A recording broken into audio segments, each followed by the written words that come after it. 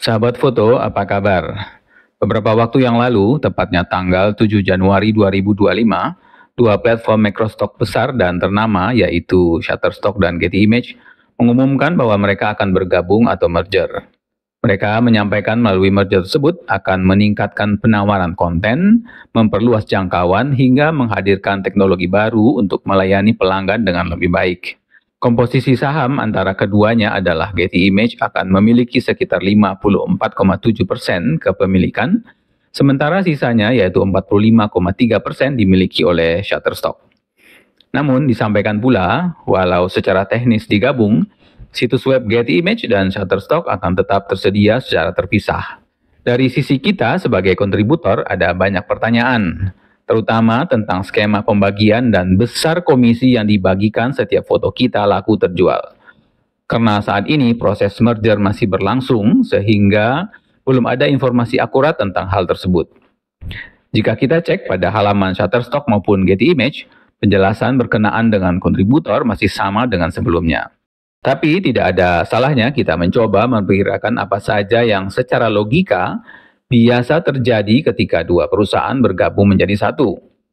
Merger antara Shutterstock dan Getty Image dapat memiliki dampak positif maupun negatif bagi para kontributor kedua platform tersebut. Mari kita mulai melihat dari dampak positif yang mungkin terjadi. Yang pertama, pasar yang lebih luas. Dengan penggabungan dua platform besar, kontributor dapat memperoleh akses ke audiens yang lebih luas.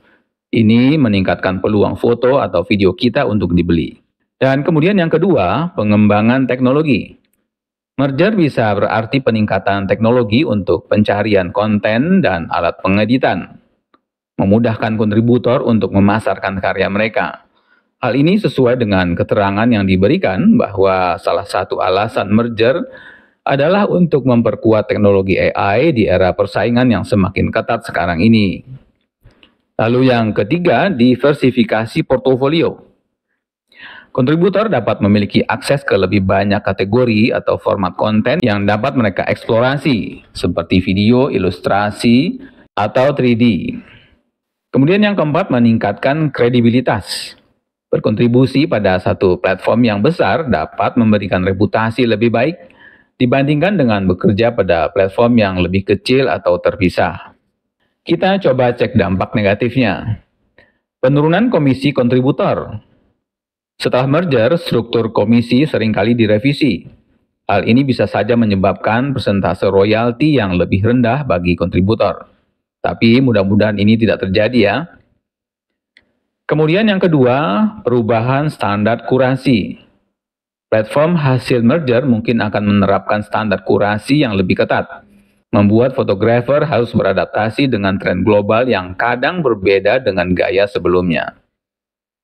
Dan kemudian yang ketiga, kehilangan identitas platform. Setiap platform memiliki basis audiens dan identitas unik. Dengan merger, fitur atau nilai jual unik dari salah satu platform mungkin dihilangkan. Namun hal ini tidak akan terjadi jika masing-masing masih memiliki website terpisah seperti yang diberitakan. Dan yang keempat, potensi pemusatan kekuasaan.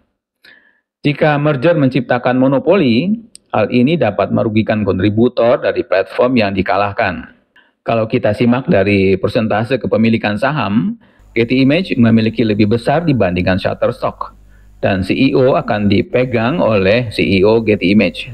Dapat saja terjadi kebijakan baru lebih banyak mengacu kepada regulasi Getty Image. Lalu kalau sudah begini, apa yang mesti kita lakukan sebagai kontributor? Yang pertama tentu saja bisa melakukan diversifikasi portofolio. Jangan bergantung hanya pada satu platform, eksplor platform lain untuk mengurangi risiko dan mengembangkan penjualan. Dan kemudian yang kedua, memahami kebijakan baru. Pelajari perubahan struktur pembayaran dan regulasi baru yang diterapkan setelah merger. Berikutnya yang ketiga, fokus pada kualitas. Dengan meningkatnya persaingan, kontributor harus meningkatkan kualitas dan keunikan karya mereka. Dan selanjutnya menjalin komunikasi dengan kontributor lainnya. Berkolaborasi dengan kontributor lain untuk berbagi wawasan dan strategi dalam menghadapi perubahan ini adalah satu hal yang mungkin akan menjadi alat bantu ke depan. Merger ini dapat menjadi peluang besar bagi fotografer Indonesia, tetapi juga menghadirkan tantangan yang harus dihadapi dengan strategi yang tepat.